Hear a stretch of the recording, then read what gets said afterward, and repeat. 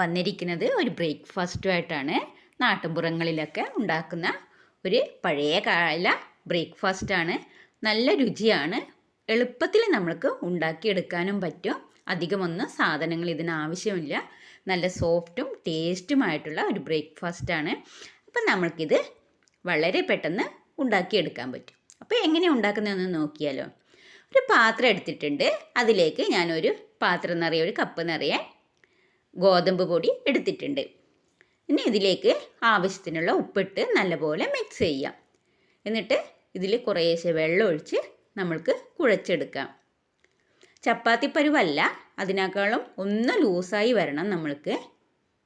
അപ്പം നല്ലപോലെ മിക്സ് ചെയ്ത് കൊടുക്കണം. കട്ടയൊന്നും പിടിക്കാതെ നല്ല കുറച്ച് ലൂസായിട്ട് വേണം നമ്മൾക്കിത് മിക്സ് ചെയ്ത് എടുക്കാൻ വേണ്ടിയിട്ട്. കുറേശ്ശെ വെള്ളം ഒഴിച്ചിട്ട് കുഴച്ചെടുത്താൽ മതി.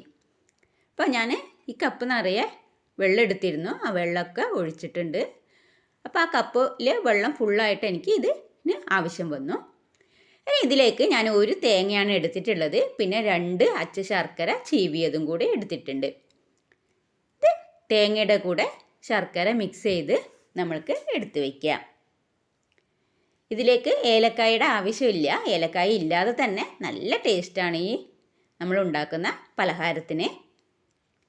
നല്ലപോലെ മിക്സ് ചെയ്ത് വയ്ക്കുക. പഞ്ചസാരയാണ് വേണ്ടതെങ്കിൽ നിങ്ങൾക്ക് പഞ്ചസാര ഉപയോഗിക്കാം. അപ്പോൾ ഇനി നമ്മൾക്കിത് ഉണ്ടാക്കാൻ നോക്കാം. ഞാൻ ഇതിൽ നിന്ന് കുറച്ച്, നമ്മുടെ മാവിൽ നിന്ന് കുറച്ചെടുത്തിട്ടുണ്ട്. ഒരു വാഴയിലയിൽ നമ്മൾക്ക് ഇട്ട് വയ്ക്കുക. എന്നിട്ട് ഒരു പാത്രത്തിൽ കുറച്ച് വെള്ളം എടുത്തിട്ട് കൈ വെള്ളത്തിലേക്ക് നനച്ചിട്ട് വേണം ഇത് നമ്മൾക്ക് പരത്തിയെടുക്കാൻ വേണ്ടി. ഇല്ലെങ്കിൽ നമ്മൾക്ക് നേർങ്ങനെ പരത്തിയെടുക്കാൻ പറ്റില്ല. വളരെ നേർത്ത് വേണം ഇത് പരത്തിയെടുക്കാൻ വേണ്ടിയിട്ട്. ഇല കുറേശ്ശെ മുകളിൽ കണ്ടാലും കുഴപ്പമൊന്നുമില്ല. എത്രത്തോളം നേർങ്ങനെ പരത്താൻ പറ്റുമോ അത്രയും നേർങ്ങനെ പരത്തിയെടുക്കുക. ഇത് പരത്തിയെടുത്തതിന് ശേഷം നമ്മൾ മിക്സ് ചെയ്ത് വെച്ച തേങ്ങയും ശർക്കരയും ഇതിനകത്തേക്ക് ഇട്ട് കൊടുക്കുക. ഇതൊക്കെ നിങ്ങളുടെ ടേസ്റ്റിനനുസരിച്ച് ഇട്ട് കൊടുത്തോളൂ കേട്ടോ. എന്നിട്ട് നമ്മൾക്കിത് മടക്കി വയ്ക്കാം.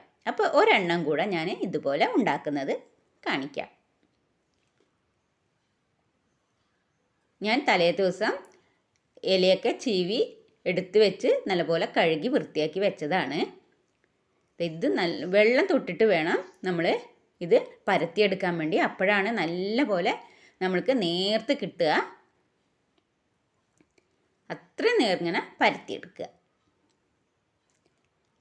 എന്നിട്ട് തേങ്ങ ഇട്ട് കൊടുക്കുക, തേങ്ങയും ശർക്കരയും ഇട്ട് കൊടുക്കുക. എന്നിട്ട് ഇത് മടക്കി വയ്ക്കുക. ഇപ്പോൾ ബാക്കിയുള്ളത് കൂടെ നമ്മൾക്ക് ഉണ്ടാക്കിയെടുക്കാം. അപ്പോൾ ഞാനെല്ലാം ഉണ്ടാക്കിയെടുത്തിട്ടുണ്ട്. ഇനി നമ്മൾക്കിത് വേവിച്ചെടുക്കാം. അതിനൊരു പാത്രം അടുപ്പത്ത് വെച്ചിട്ടുണ്ട്. അത് ചൂടായി വരുമ്പോൾ നമ്മൾ ഉണ്ടാക്കി വെച്ച അട ഈ പാത്രത്തിലേക്ക് വെച്ച് കൊടുക്കുക. അത് മീഡിയം ഫ്ലെയിമിൽ വെച്ചിട്ട് ഒരു 2 മിനിറ്റ് ഒന്ന് വേവിച്ചെടുക്കുക. അതിനുശേഷം ഇത് തിരിച്ചിട്ട് കൊടുക്കുക. വളരെ പെട്ടെന്ന് ഉണ്ടാക്കിയെടുക്കാനും പറ്റും. മാത്രമല്ല ഇലയിൽ നിന്ന് പെട്ടെന്ന് നമ്മളുടെ അട വേറിട്ട് കിട്ടുകയും ചെയ്യും. ഒരു 2 മിനിറ്റ് 2 ഭാഗവും തിരിച്ചിട്ട് കൊടുത്ത് വേവിച്ചെടുക്കാം. നല്ല ടേസ്റ്റുള്ള ഓട്ടടയാണിത്. ഓട്ടട എന്നാണ് ഞങ്ങളുടെ ഈ നാട്ടിൽ പറയുക. അപ്പം ഇത് നമ്മുടെ അട റെഡി ആയിട്ടുണ്ട്. വളരെ പെട്ടെന്ന് ഉണ്ടാക്കിയെടുക്കാൻ പറ്റും കേട്ടോ. അപ്പോൾ അടുത്തത് കൂടെ നമ്മൾക്കിതൊന്ന് അതിലിട്ട് ചുട്ടെടുക്കാം. കണ്ടില്ലേ, നമ്മൾ ചേർത്ത ശർക്കരയൊക്കെ നല്ല പോലെ മുകളിലേക്ക് വന്നിട്ട് ടേസ്റ്റും അതുപോലെ ടേസ്റ്റുമാണ് കേട്ടോ. നമ്മൾ ആവിക്ക് വയ്ക്കുന്ന അടയേക്കാളും ടേസ്റ്റാണ് ഈ അട. അപ്പോൾ എല്ലാവരും ഉണ്ടാക്കി നോക്കണം കേട്ടോ. നല്ല ടേസ്റ്റുള്ള ഒരു അടയാണ്. ചില ദിവസങ്ങളിലൊക്കെ നമുക്കിത് ബ്രേക്ക്ഫാസ്റ്റായിട്ട് ഉപയോഗിക്കാം. വളരെ പെട്ടെന്ന് ഉണ്ടാക്കിയെടുക്കാൻ പറ്റുന്ന ഒന്നാണല്ലോ. അപ്പോൾ ഞാൻ ബാക്കിയെല്ലാം ചുട്ടെടുക്കുന്നുണ്ട്. ഇതുപോലെ ഞാനൊരു ചെറിയ പാത്രമാണ് അടുപ്പത്ത് വെച്ചിട്ടുള്ളത്. അതുകൊണ്ടാണ് ഒന്ന് ഇട്ടിട്ട് ഉണ്ടാക്കുന്നത്. അപ്പോൾ ഞാനെല്ലാം ചുട്ടെടുത്തിട്ടുണ്ട്. ഇപ്പോൾ നമ്മുടെ അട റെഡിയായി കിട്ടി. കണ്ടില്ലേ, പെട്ടെന്ന് എടുക്കാൻ പറ്റും ഇല. അപ്പോൾ ഞാൻ എടുത്തിട്ട് കാണിച്ചു തരാം. ഇതാ നമ്മുടെ അടയുടെ ഇലയൊക്കെ എടുത്തിട്ടുണ്ട്. അപ്പോൾ നല്ല സോഫ്റ്റും ടേസ്റ്റും ആയിട്ടുള്ള ഇലയുടെ റെഡി ആയിട്ടുണ്ട്. അപ്പോൾ എല്ലാവരും ഒന്ന് ട്രൈ ചെയ്ത് നോക്കുക. ഈ അടയുണ്ടാക്കാൻ അരിപ്പൊടിയേക്കാളും നല്ലത് ഗോതമ്പ് പൊടിയാണ്. അപ്പോൾ ഗോതമ്പ് പൊടി ഉപയോഗിക്കുക.